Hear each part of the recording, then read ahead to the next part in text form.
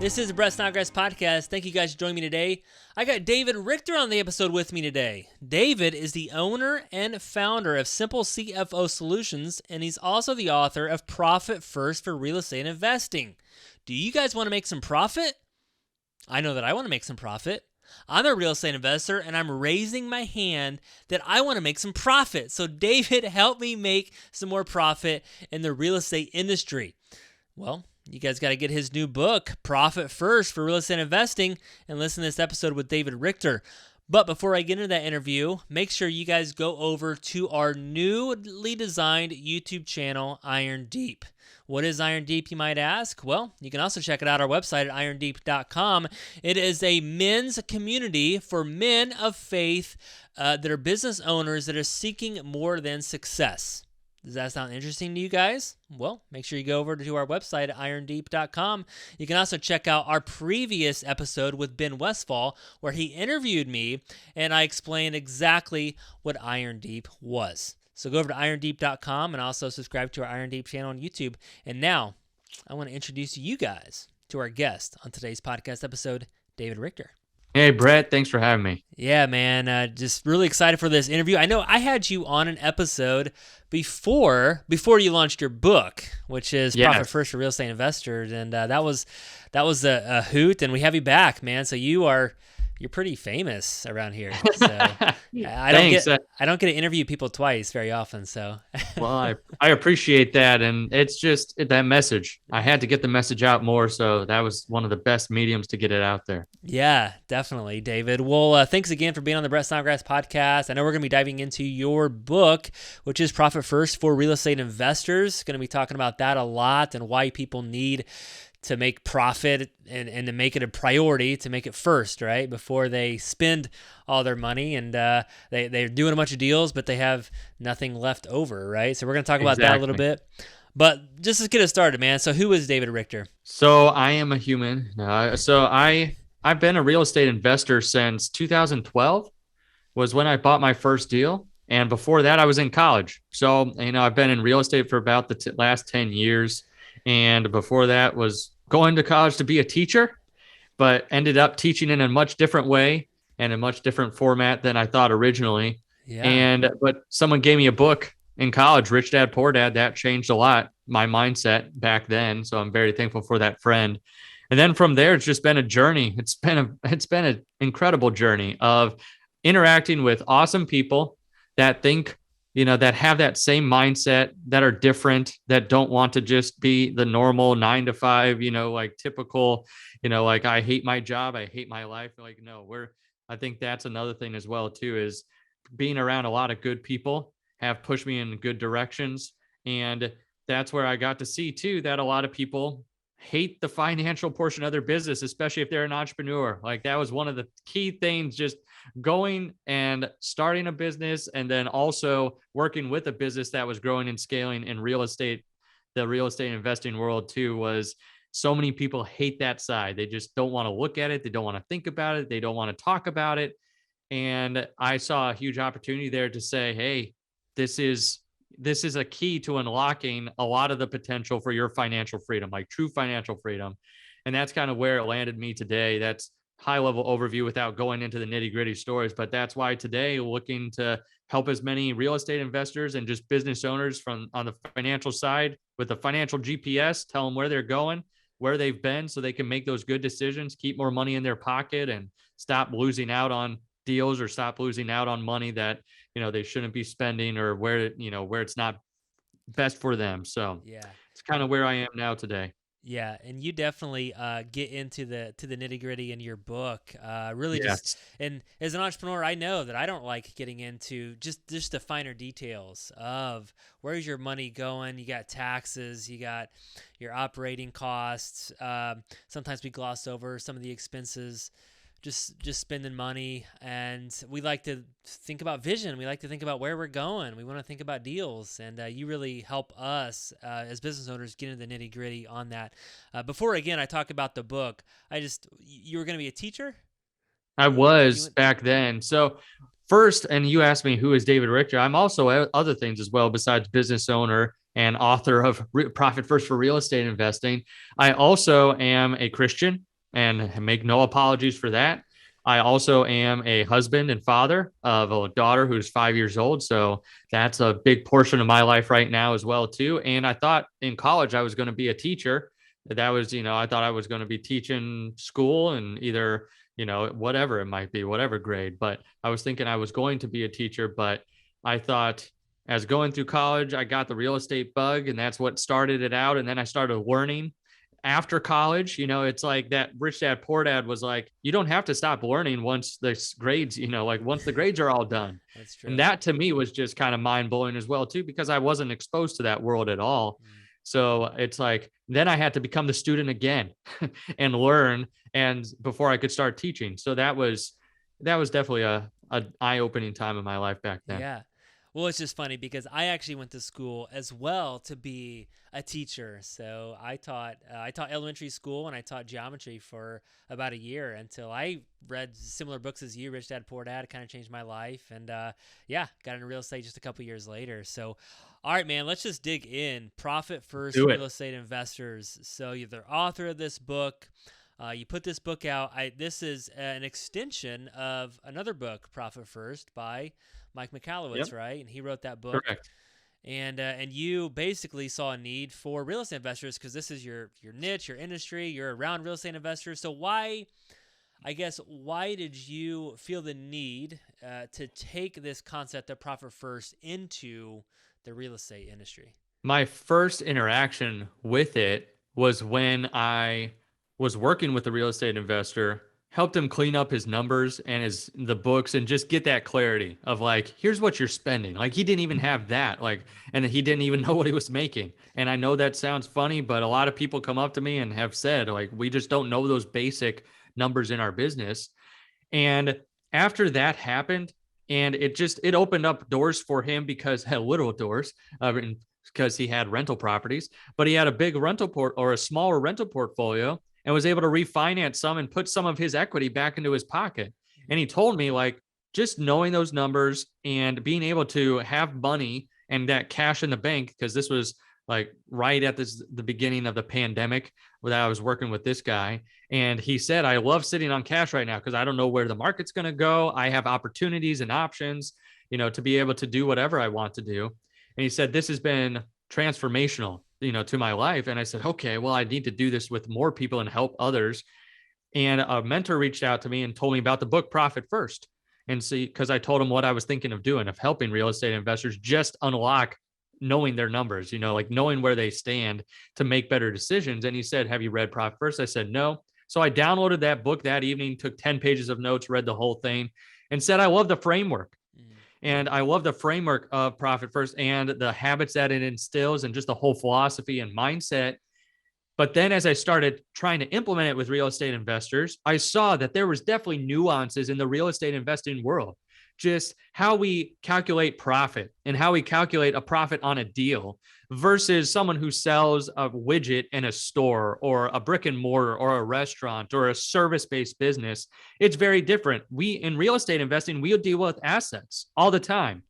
And in a restaurant industry, they might have assets, but their main thing is like they get customers coming in, there's income and you sell it. Or if it's a service-based business like bookkeeping or, like property management, it's income comes in, expenses go out. That's about it. They're not owning, property management doesn't own the real estate that they're managing. So that's where I saw the huge need to clarify, how do you do this system for the real estate investor who's owning actual brick mortar buildings, that they're using, and then how do they actually implement this across the board? Because there's a lot of questions. That's where you get into it, the nitty gritty portion. Like you said in the book, I get down into the nitty gritty because it's all the questions I got during my time implementing it for, like a year before I went to Mike and said, we just got to get a book out there so I can answer a lot of questions that people have about the real estate investing industry when it comes to Profit First versus just trying to help a million people all at the same time. Yeah. No, definitely huge need. You kind of start off your book talking about this real estate rat race. And it's funny because people get into real estate to get out of the rat race, but you actually put them together. You said, well, there's also a real estate rat race. So to describe that, what does that even look like when someone's in this real estate rat race? So the typical rat race that we think about is that 9 to 5. You get up in the morning, you go to work, you do the commute, you come back home in the evening, and you do it all over again the next day and just never stops. There's no end in sight. You're literally, if you've played Robert Kiyosaki's game, it's like you're literally going around in that circle again and again and again and again until you somehow magically get out of it, But that's where a lot of people get into real estate, is to get out of that circle, is to get out of that, just doing the same thing over and over again. But a lot of investors have the same habits that they created while they were in the rat race, and they bring those habits to real estate. When it comes to money, when it comes to working, when it comes to just their thought process. Just because you read a book and it ignited your passion does not mean you went from, I loved reading this book, now I'm going to be a great business owner. A business owner, it's its own set of skills. But a lot of people bring those habits over from their W-2 job into real estate, and they wonder, why am I living deal to deal now? Because now it looks a little different. Now you're not working 40 hours for someone else. You're working 80 hours for yourself, and you still feel like you're not getting anywhere. Like, all this business is eating up expenses, and I have no idea where my money is, and I have to have that next deal. I have to wholesale that next deal or flip that next deal just to put food on the table. And if it gets pushed back or doesn't close, we might be in trouble, as a family.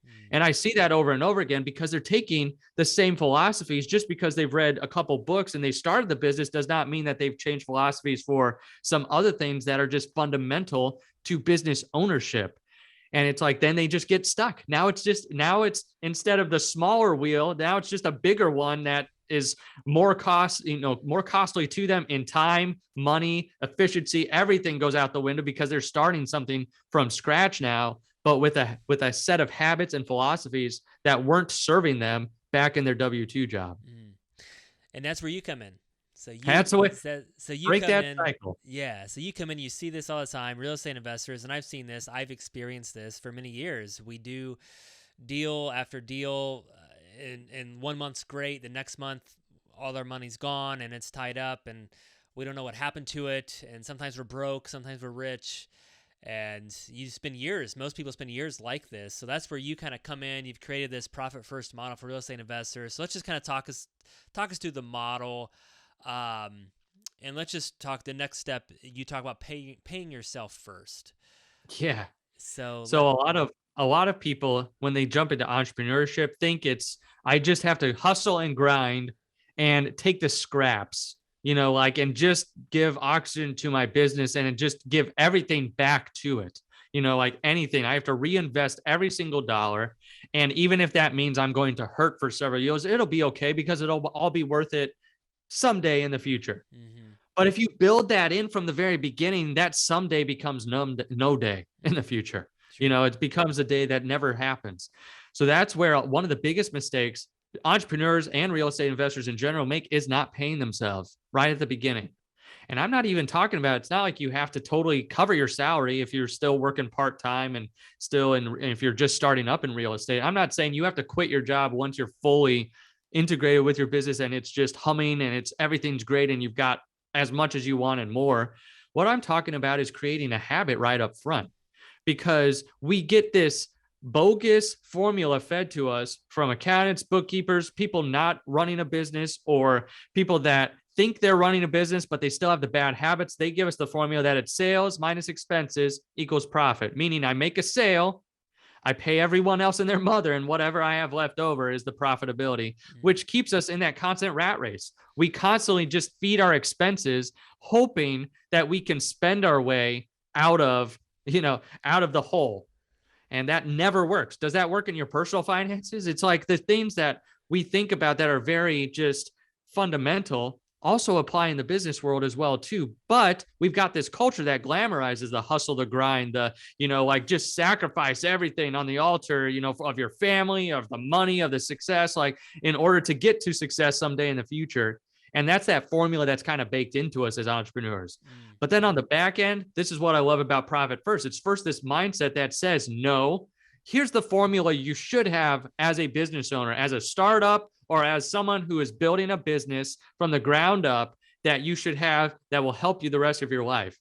It's sales minus profit equals expenses, meaning I make a sale, I build in my profit first and take it off the table. Then what I have left over is to grow the business and reinvest and put it all back into it. But I have to make sure I'm healthy first, because what we focus on expands. If we're always focused on expenses, we get caught in that rat race and that deal cycle, living deal to deal all the time. But if we actually build in profitability, even when we first start, even if it's only 1% and you're just getting in the habit of putting profit first, then when you're a small company, then when you're a bigger company, you should still have those same habits. And now the percentages probably can increase. And now you can pay yourself on a full salary. And maybe now it's time to quit your job because now you don't need the job anymore to support you. It's like now we're putting first things first, because you have to be profitable. We did not start our businesses, Brett, to not be profitable and just to pay expenses. Like no one starts it going into it saying, I want to have 6 figures of expenses my first year, or, like for the next few years or a month.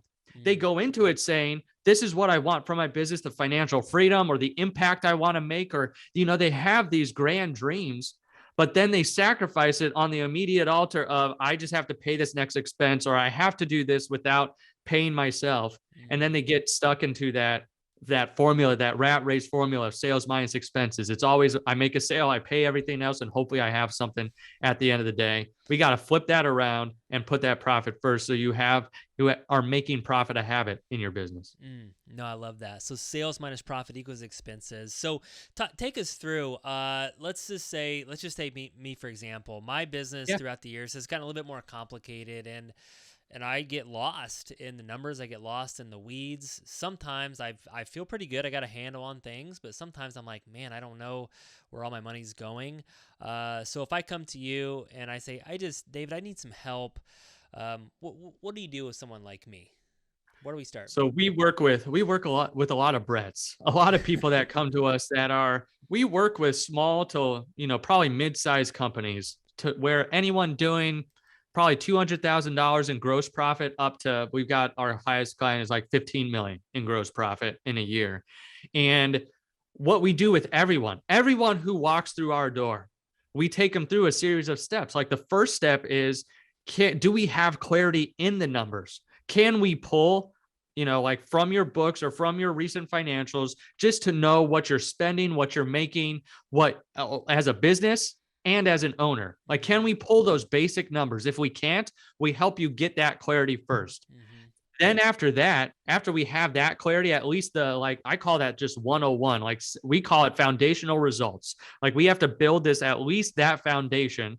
And then we go into profit first, the practical steps. So I was telling you about the mindset and that formula, but then we actually start implementing these steps, because business owners and entrepreneurs are not the numbers people. We don't like the QuickBooks accounts. We don't like the finances. We don't like that side. You know what we like looking at? We like looking at banks and bank statements and like pulling up on our phones and on our apps, our banking apps. How much money do we have? And then we make decisions from that. Usually like, oh, we need to invest in this thing. Do I have money in that account? Do I have money in my bank account in order to do this? So that's where Profit First leverages that with the entrepreneur. And we set up specific accounts for the entrepreneur that are actually going to serve them and give them clarity with where their money is, where it's coming in from, where it's going out, and if the entrepreneur can pay themselves as well too. So we set up some specific accounts to help the entrepreneur have that clarity at a very high level, so they at least know from a cash perspective, because that's really honestly the only thing the entrepreneur really cares about too, is like, where is my money and what is it for? Like, I want to know what's going out, what's coming in, and if I have money to make sure that we're healthy and profitable as well too. So that's what we help set up at first. And I could go into some of those accounts if you want me to, but that's what we do with everyone who walks through the door, no matter what level. We kind of lay those foundational results to make sure people at least have the 101. Here's what you need in order to know your numbers and be confident, because confidence breeds good decision-making. Good decision-making breeds more money in your pocket and less bad money out the door.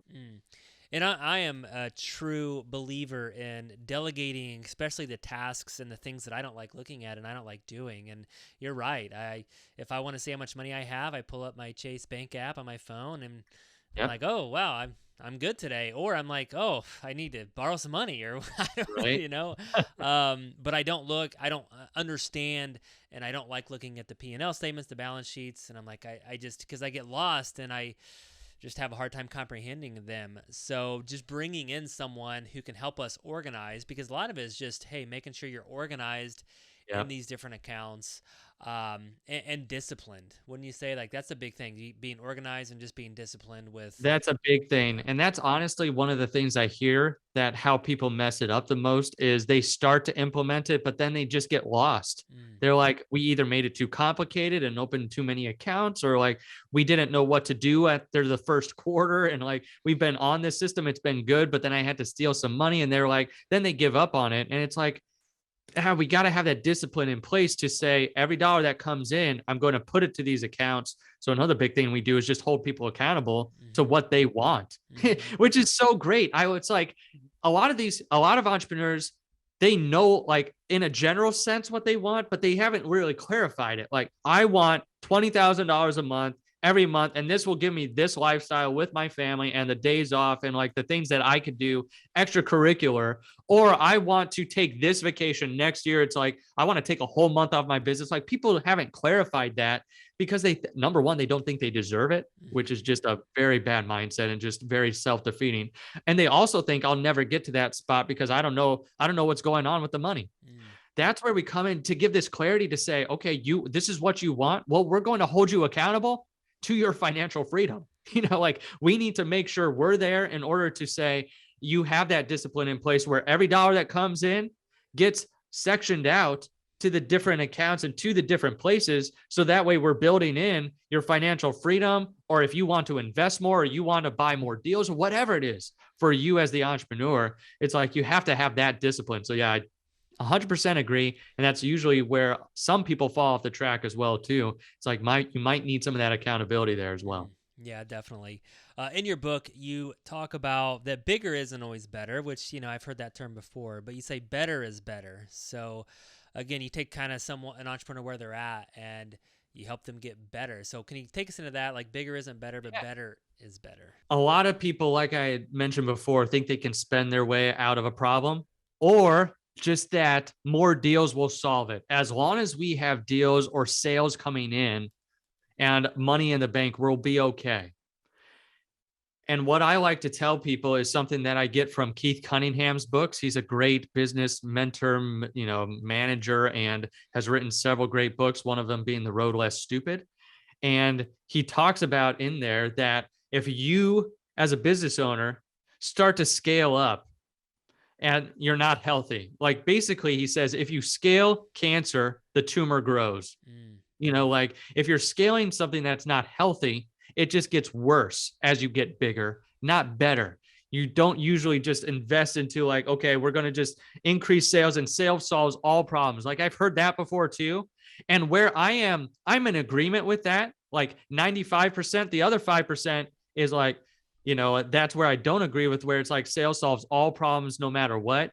The 95% that I agree with though is like, if you have a back end system like Profit First to make sure you're catching the money as it comes in.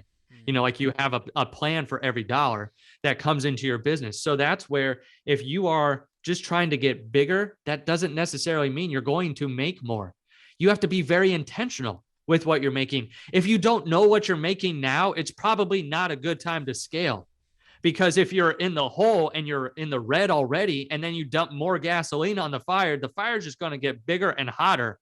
And you don't even know you're on fire. That's the real issue with a lot of the businesses that we work with, is they just have zero idea where they stand. And they just think, if we just do more deals, we're going to be okay. But it's like, that might actually put you in a worse position. Yeah. And I've seen that over and over again. So getting better is putting the right habits in place.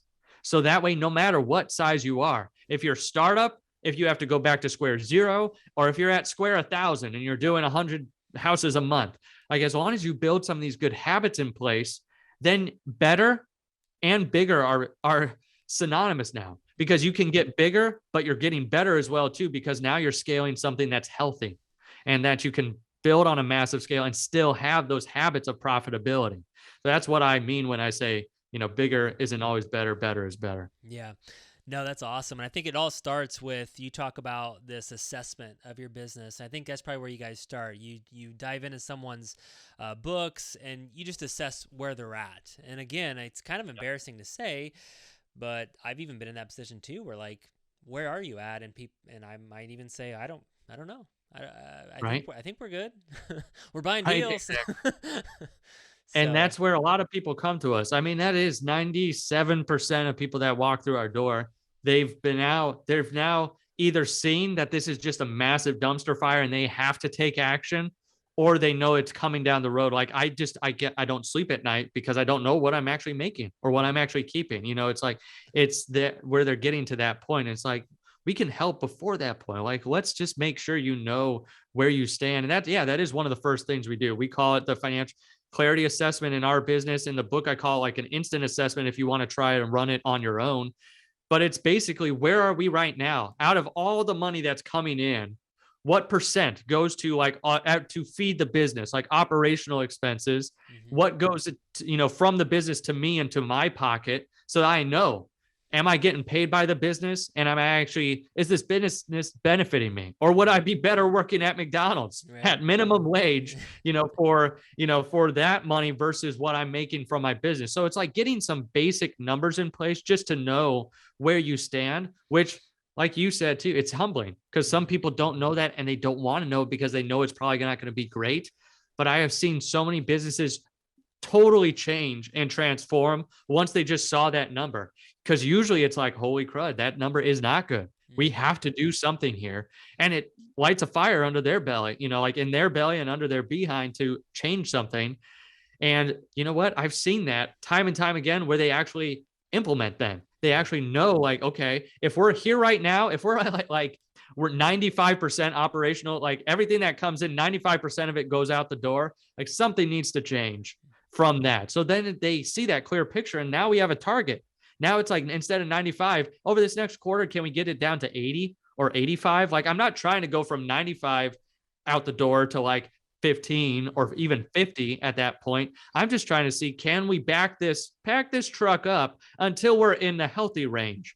But that's where the first thing is, we have to see, where are we currently? So that way we know what we're shooting for at the end. No, I love that. I love that. So let's just kind of wrap this up. Yeah. And I think even at the end of your book, so organize your books, being disciplined, getting this profit first for real estate investors in place not only helps your profit, not only helps you sleep at night, gives you clarity on where you're at in the business, but it can help with some other strategies as well beyond growing your profitability. So you can actually leverage your books and use this strategy, use the organized tools that it gives you to grow your business and scale your business in other ways as well. So do you want to talk about that? If you have ever watched like Shark Tank or The Profit, what do they always talk about? The numbers, right? They just care about, what are the sales? What is the P&L? Like, what are you making? What are your margins? Like, they're always asking about the numbers because that's what real business ownership is about.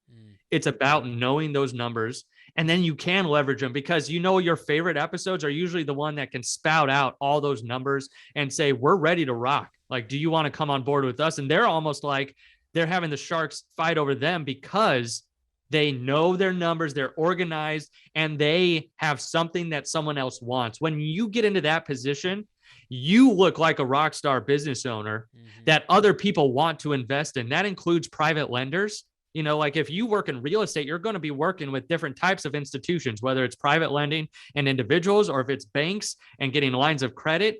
If you have it organized and you know where everything is and you can answer those questions intelligently, then guess what? People are going to want to invest in you.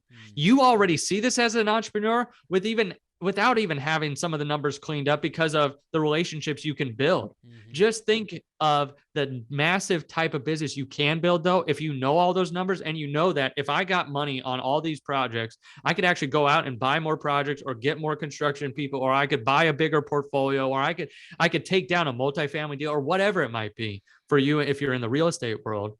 But you can leverage that to your advantage, because we've all seen that. We've all seen it on, that those TV shows that we love as entrepreneurs. We've seen that the most successful entrepreneurs that get the best deals are the ones that know their numbers. So that's where I would say in your business, if you're organized, you can leverage that in a lot of different ways, especially in the real estate world. It's to get better, get better funding, financing. It's to get better people on your team. Like if you know how much you can spend on someone, now you're asking, what's the maximum amount I could pay this person, instead of what's the least, because I don't know how much is actually going out the door every month.